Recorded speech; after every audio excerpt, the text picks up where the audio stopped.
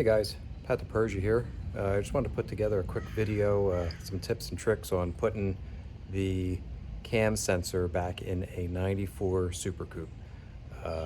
I had to tear this down. I had a leak around the timing cover, so tore everything down. I got a BHJ balancer for 94, 95.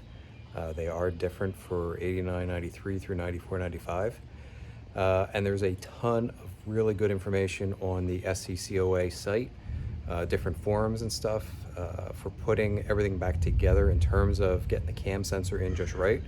But I'm really a one-on-one guy. I've not done this before, really out of my realm here, and needed some help. So I'm going through all the threads, read everything I could, and I just figured it'd be a lot easier to put together a video for anyone who ever does this in the future. It seemed like not a lot of people did this on a 94, 95. It seemed like a lot of the threads I was looking at was the earlier one. So the information is ever so slightly different, but the basics are the same. So I thought this might help some people in the future. All right, so show you what I got. All right, so I'm really going to focus on the cam sensor, getting that back installed, but there's a few other things I wanted to point out that maybe will be helpful to folks in the future. So first up, you've got the, I believe they call them the index lines on the side of the balancer. This is the BHJ, it's already installed. These lines here, what you want to look for is this long line here. That's basically top dead center for the balancer. And this on the timing cover here, this little piece that sticks out, that's basically, think of that, your arrow. Wherever you're pointing at with that, that's where we're looking at. So right now the balancer is top dead center. Now I've already set the engine, number one piston is top dead center. Easiest way to do that, I found, and what other people have recommended, pull your number one plug off, which we've got first plug on the front of the passenger side. We've got that out right now. Put your finger over the hole. As you have your finger over the hole, turn the crank. Just put a breaker bar on it, turn it. It's real easy. You will feel air come out of that cylinder basically when you get to the compression stroke for the first cylinder. The other thing you should do is get a screwdriver. You could use a 1/4-inch extension. Put that in there as well.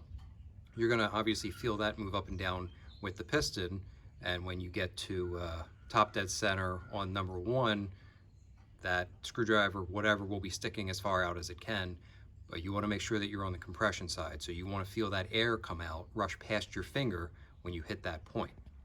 All right.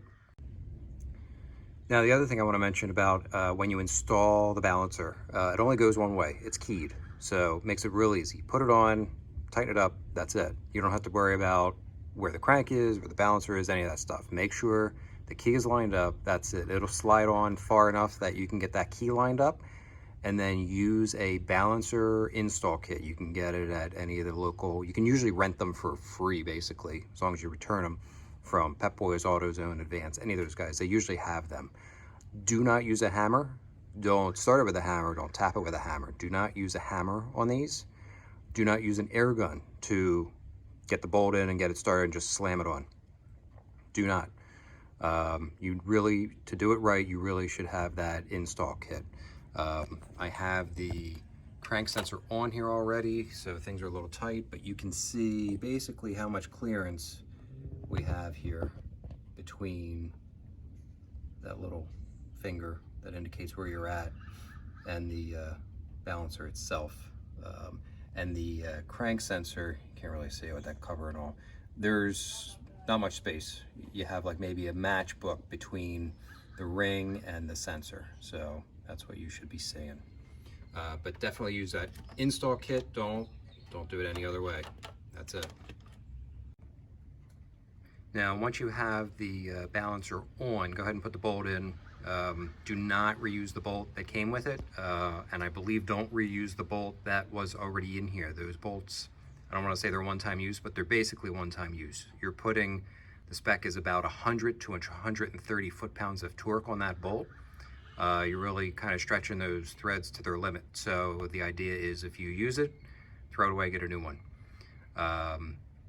I will put the spec in the video as well. You can get a Mustang bolt. This is, I got a bolt here from Ford because it was just easy, from a 3.8 Mustang. You can get these to a degree at hardware stores and stuff like that. If you have like a fastener place or something, I don't have one real close to me, so I would have had to ship it. Would have been the same price or more to get just standard bolts as opposed to just getting one from Ford. So I did that. But I'll put the spec in here of what the bolt is so you can get one. Washer you can reuse, that's fine.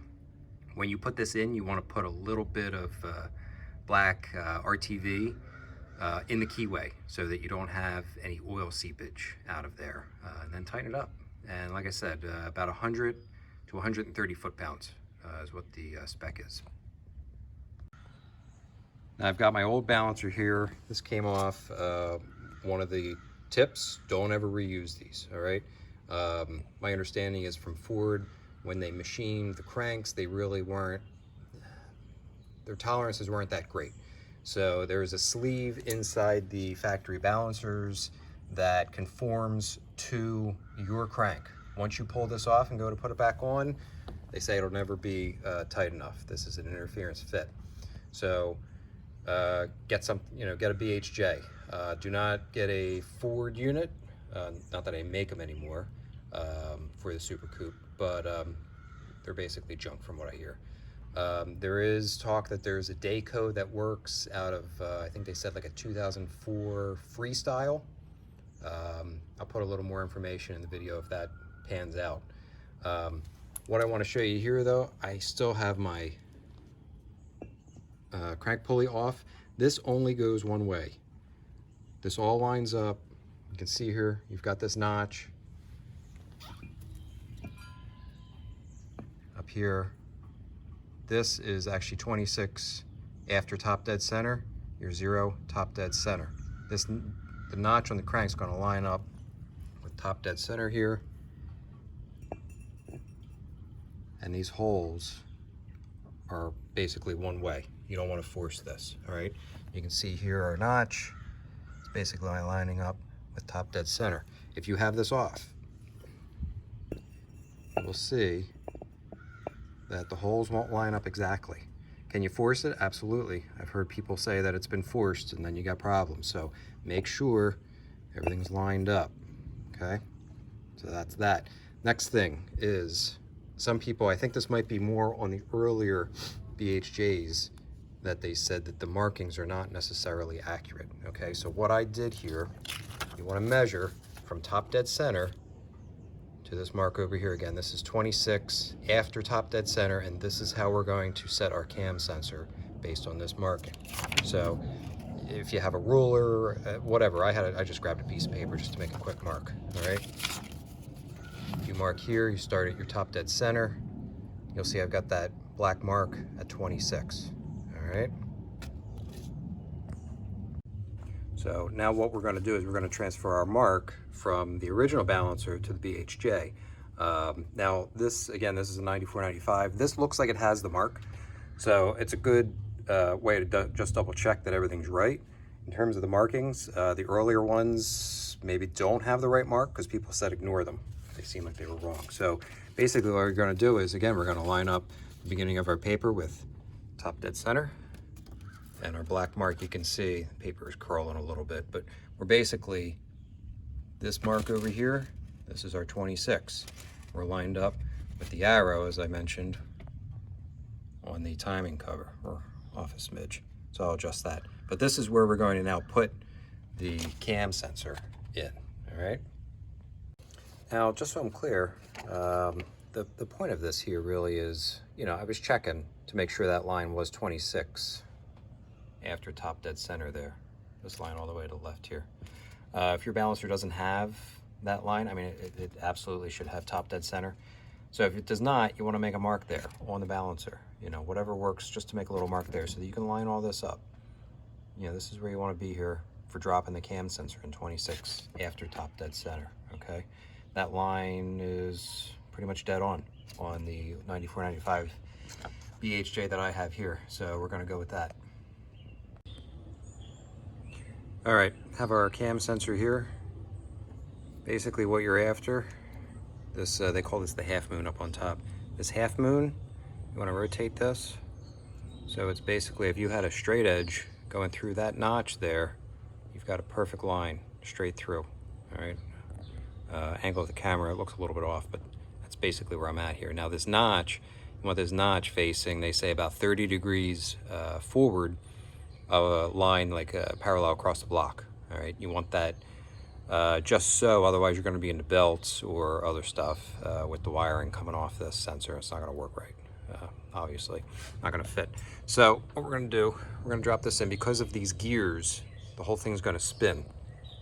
So what you want to do is you want to start forward, much further forward than we want to be. You can see where I have this notch right now.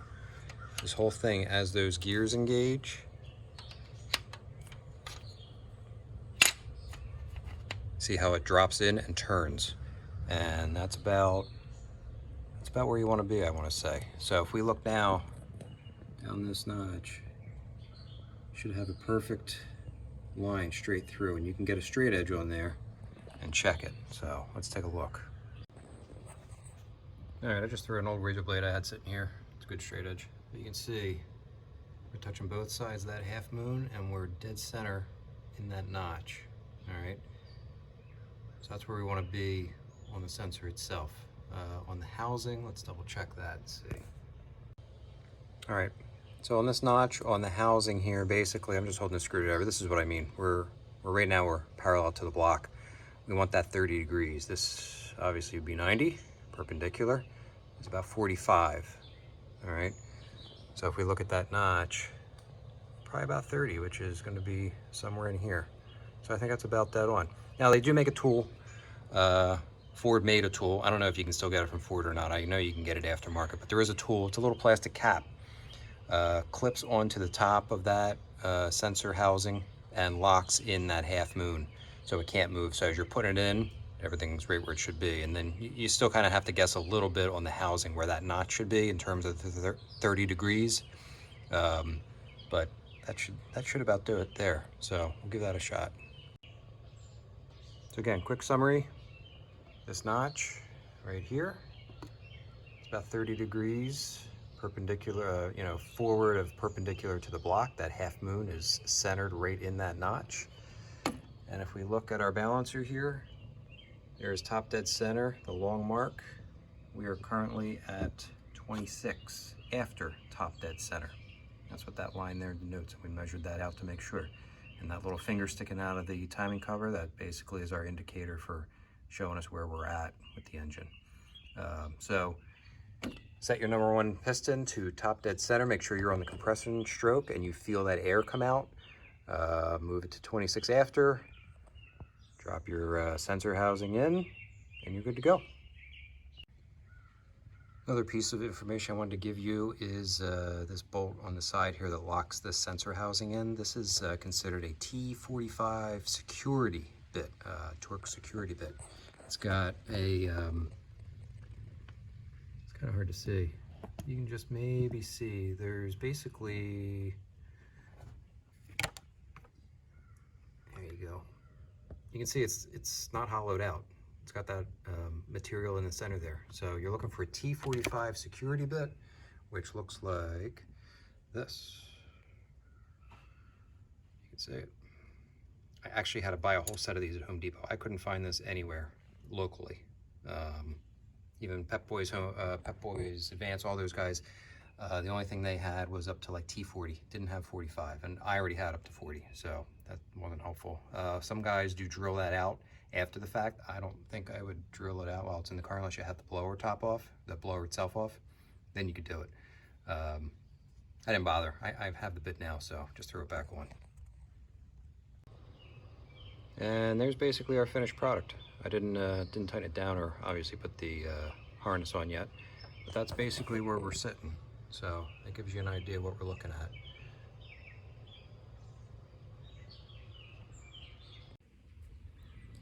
All right, gang, I hope that helps somebody in the future. Like I said, probably a lot of this stuff, the guys who really know what they're doing already know this stuff. I'm not telling you anything new, but I figured a picture's worth 1,000 words, so this should be worth a few thousand, I hope so.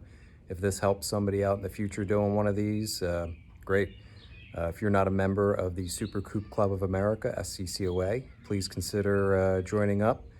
A lot of great information there. We have a Facebook group, or several Facebook groups at this point, but finding information on there is really tough. If you're going through the forums, though, you can search the forums and find a lot of this old information. There's a lot of guys who are, geniuses when it comes to the Super Coupes, and they've got a lot of really good information on there, and that's how I got 95% of the way here with this information. So really good information. We're not getting new cars coming out, new Super Coupes coming out, so we really need to kind of stick together and make sure everybody knows how to fix these cars, keep them on the road. So consider joining up, and hope this was helpful. Thanks a lot.